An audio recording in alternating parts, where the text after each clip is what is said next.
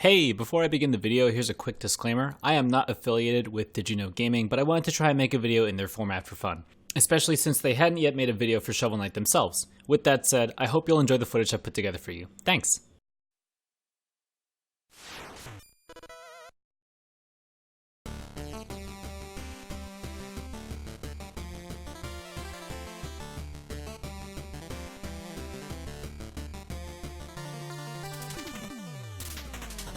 Did you know? The feat Hurry Up has some built-in aid by the developers. The first two map encounters, the Gold Armor and Reese, are programmed not to impede the player's progression until a certain amount of time has passed. After 10 minutes, the Gold Armor can then cover up entry to the village, and after 25 minutes, Reese can wander into the second area of the game, with the potential to stop players from entering the Explodatorium, Armor Outpost, Iron Whale, and Lost City. These changes were brought in due to the kindness of Yacht Club Games with regard to the speedrunning community, in order to make finishing the game quickly less of something up to chance. This was especially evident during a tournament held where players were racing against one another to complete the game as fast as they could. Map encounters could shuffle their placement around by entering and exiting a stage, but they could also continue to block a player's path, much to their chagrin. The developers have also been kind enough to keep certain tricks and tactics in the game, provided that they wouldn't hinder someone's leisurely first-time playthrough. Ordinarily, if you were to try and jump onto this platform, you wouldn't be able to make it up here from the previous screen, but there exists a technique that allows you to do so. The Gentle Hop, found by Mr. Gentle, is a trick where if, while near a screen transition, a player swings their shovel and jumps into it, then holds the jump button through the transition, they'll gain extra height, which is handy for making it up to this platform in Pridemore Keep.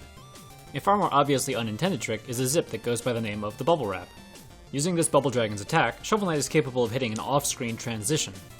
By using a camera hack, we can attempt to see what's going on off-screen. The game tries to follow Shovel Knight, and as a result, pushes him into the room directly above it. As this glitch was so obscure and far from what a casual player might attempt to do, the developers decided to leave it in for fun.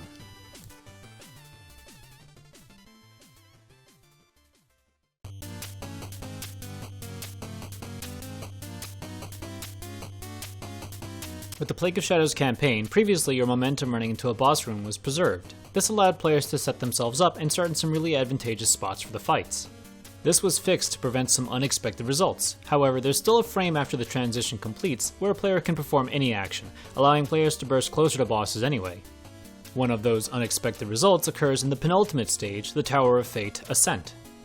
If Plague Knight were to use the Fleet Flask into the room and move away from the central position, Shovel Knight would never land on his head, and the game would softlock.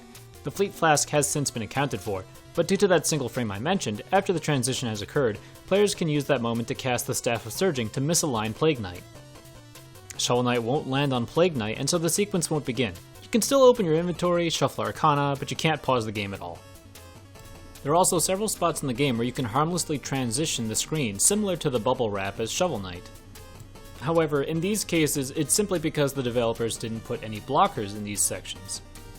Blockers are invisible tiles that prevent players from going off-screen and into other rooms in most areas of the game. In the Flying Machine, Plague Knight can use a combination of the VAT and burst jumping to skip two screens and the challenges within them. And here, in the Iron Whale, if the player bursts, jumps, and then bursts again, followed by two uses of the Staff of Surging, you'll be able to go into this secret room where a music sheet is hidden. In both of these cases, the player can ignore any obstacles because all interactable objects and enemies only load after a screen transition has occurred.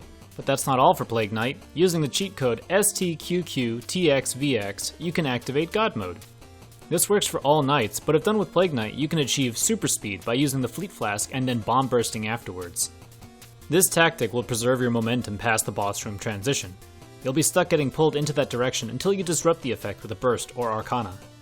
This glitch can have some hilarious results, such as luring bosses out of their arenas. It will also trigger a soft lock if done on the Enchantress fight, as Plague Knight, once again, will not be able to get to the center of the screen. Another glitch with Plague Knight that was fixed involves the Crusher sections of certain stages. Normally, not even God Mode will allow you to survive being crushed, but by using the Staff of Surging, you were capable of clipping into the crushing platforms. This allowed you to bypass the obstacle entirely, but has since been removed.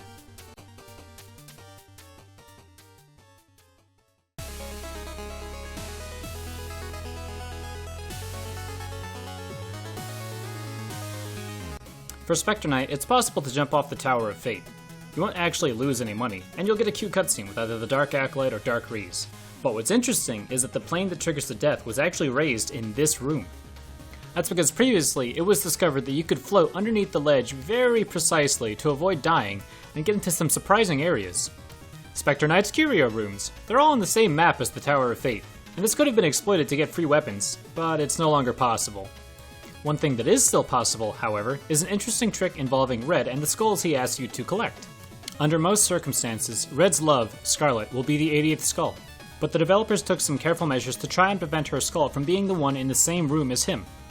However, if you collect the other skulls in the tower, such that this skull is the 80th or 81st, it will have to be the not-so-long-lost love of his. Specter Knight may not have as many clips or zips as the other knights, but a user named Max Noodle Knight found an interesting oversight in the Lost City. The trick now known as Lost Spaghetti is done by turning the lethal lava into bouncy goo while Specter is falling in.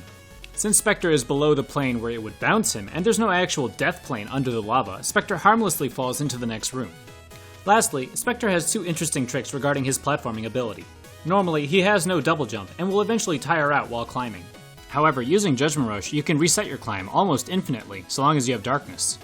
Even more broken than this, if Specter jumps off a wall and brushes against another wall, but doesn't climb it, he can fire a curio, such as the Bounding Soul, to seemingly jump in midair. That's all for now, and I really want to thank you for watching this video.